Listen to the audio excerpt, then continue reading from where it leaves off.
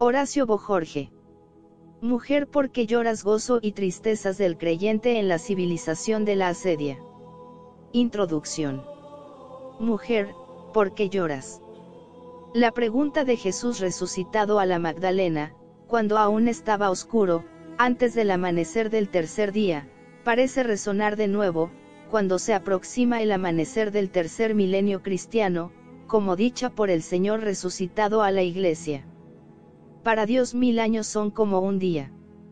Va a comenzar, pues, el tercer día de la era cristiana de la humanidad. Hacia el final del segundo día milenario, la humanidad y la Iglesia han oído voces que proclamaban la muerte de Dios. Fueron, primero, desde la hora sexta a la nona, los filósofos ilustrados y modernos.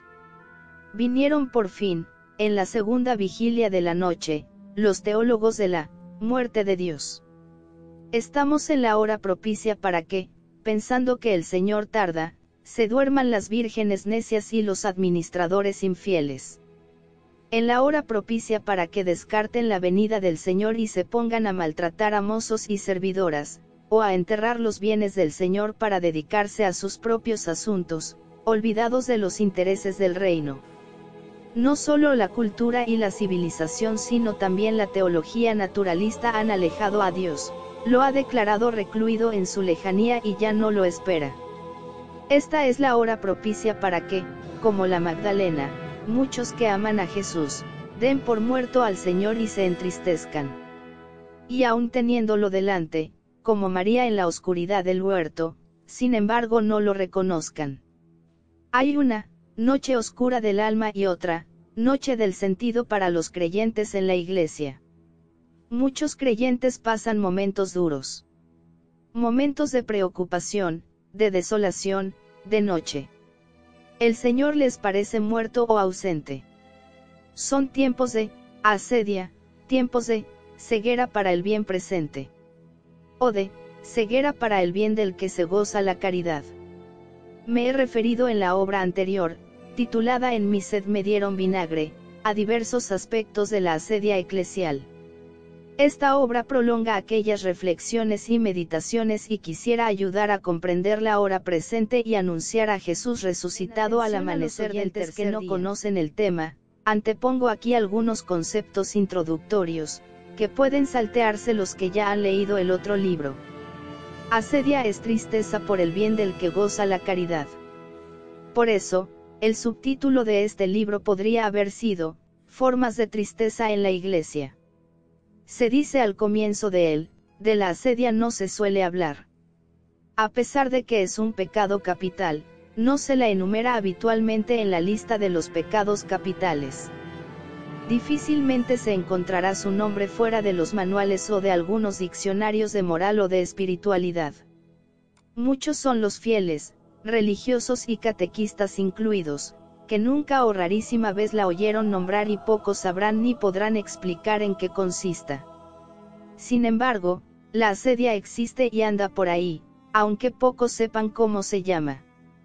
Se la puede encontrar en todas sus formas, en forma de tentación, de pecado actual, de hábito extendido como una epidemia, y hasta en forma de cultura con comportamientos y teorías propias que se transmiten por imitación o desde sus cátedras, populares o académicas.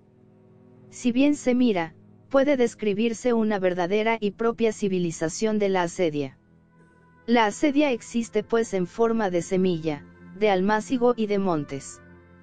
Crece y prospera con tanta mayor impunidad cuanto que, a fuerza de haber dejado de verla se ha dejado de saberla nombrar, señalar y reconocer.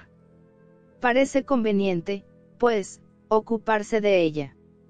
Santo Tomás de Aquino, que considera a la asedia como pecado capital, la define como tristeza por el bien divino del que goza la caridad summa teol.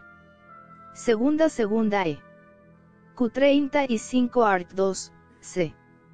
Ejemplos bíblicos de esa tristeza por las cosas de las que se goza la caridad son, la indignación de Judas por el derroche de María de Betania que unge a Jesús antes de su pasión, la indignación de Mical, esposa de David, al verlo bailar delante del arca, el menosprecio de Esaú por la primogenitura, la indiferencia de los hijos de Jeconías ante la recuperación del arca, la irreverencia de los niños que se burlan del aspecto del profeta Eliseo y lo menosprecian, la tristeza del hermano mayor del hijo pródigo, la ceguera de Pedro para el sentido salvífico de la pasión.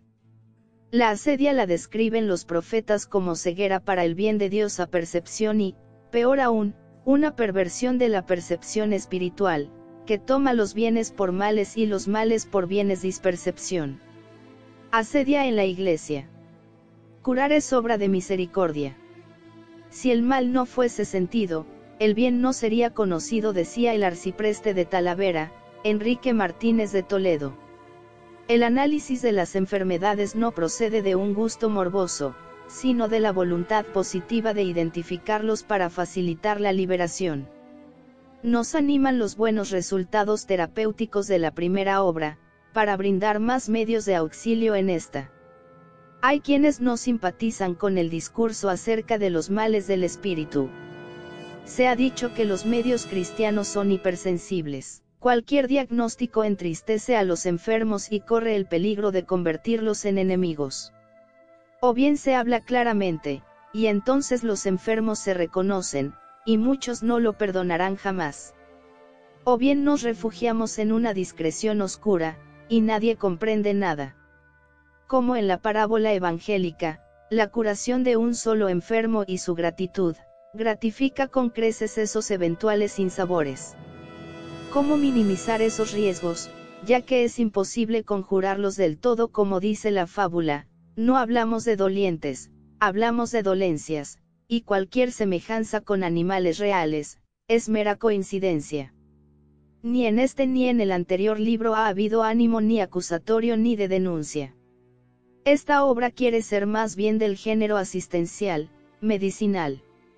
Todo espíritu de acusación nos es remoto, porque también el autor está sujeto a esta dolencia y puede decir que la conoce, antes y más, autobiográficamente que por el estudio y la experiencia pastoral. Mi deseo sería poder brindarme y brindar a otros la vacuna.